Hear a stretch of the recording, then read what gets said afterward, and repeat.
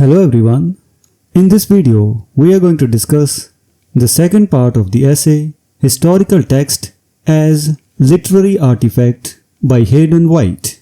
First of all, let us read the text of this section.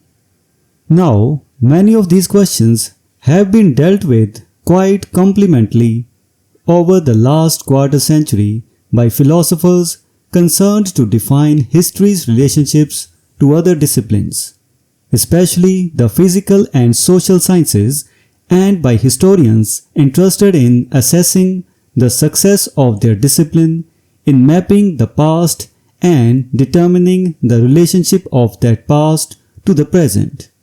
But there is one problem that neither philosophers nor historians have looked at very seriously, and to which literary theorists have given only passing attention.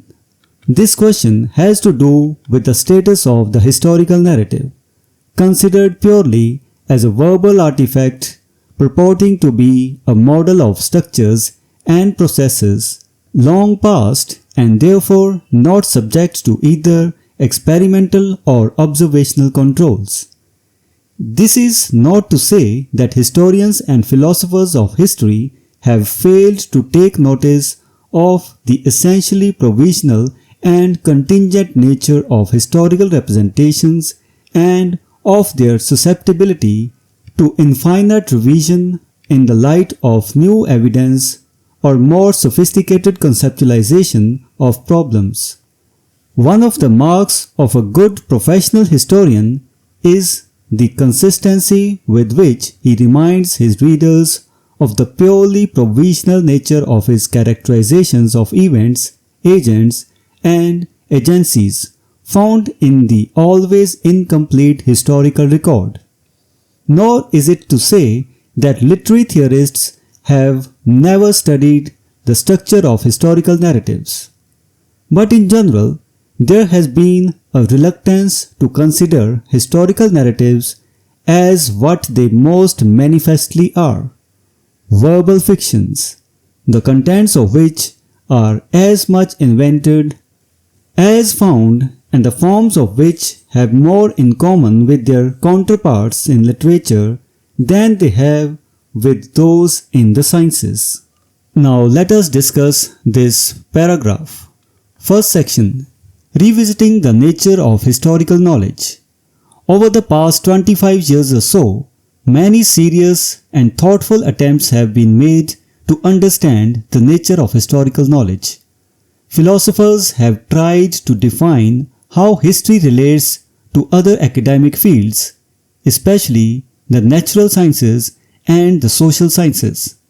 Historians themselves have explored how well their discipline does the job of mapping or representing the past and how this representation relates to the present. So, to some extent, we have seen rich and meaningful discussions about the status of history as a form of knowledge, about its methods, and about its ability to explain or connect past and present. Second heading, a neglected question, the status of historical narrative. However, Hayden White points out that there is one particular issue that has not been addressed thoroughly, either by philosophers or by historians. Literary theorists have only briefly touched upon it too. This neglected issue is the question of the status of historical narrative, when it is considered not as a source of knowledge or explanation, but simply as a verbal artifact, that is, a piece of language, a constructed text.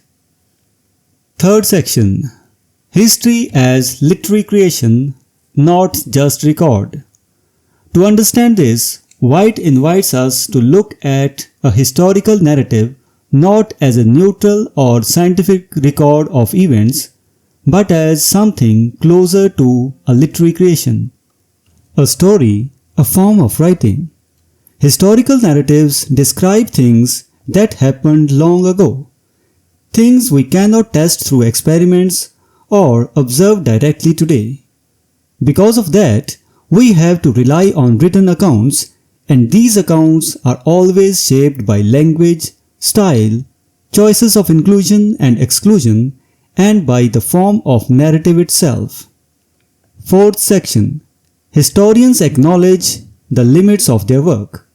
Now, White acknowledges that professional historians are aware of the provisional nature of their work. That is, good historians constantly remind readers that their interpretations of the past are incomplete, subject to revision, and based on limited evidence. They don't claim absolute truth.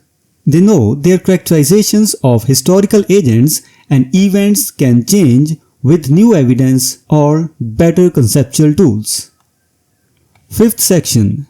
Literary theorists' partial engagement with narrative structure. Similarly, White also admits that literary theorists have at times studied how historical narratives are structured.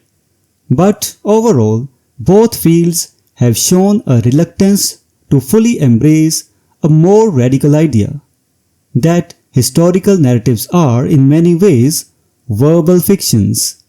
Not fictions in the sense of being false or made up lies, but fictions in the sense that they are crafted, shaped, and constructed using the same tools and conventions as literary works: plot, theme, character, imagery, and so on. Sixth section. History as storytelling. A radical perspective. White is arguing that we should be more honest and open about this.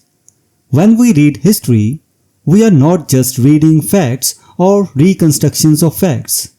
We are reading stories, narratives that are invented in form and language, even if their content is based on real events. In that sense, history has more in common with literature than with science. While science aims to model repeatable, observable phenomena, history models unrepeatable human experiences using the storytelling techniques of literary art. Conclusion. History as narrative art. In conclusion, Hayden White is drawing attention to an overlooked truth. Historical writing is not just about truth-telling, it is also storytelling.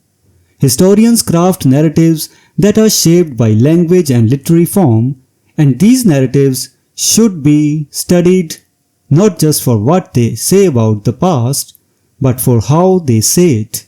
This opens up a new way of thinking about history, not only as a discipline that explains events, but also as a narrative art that constructs meaning using literary conventions. So this was the second section of Hayden White's essay, Historical Texts as Literary Artifacts. We will meet in the next video and discuss the next section.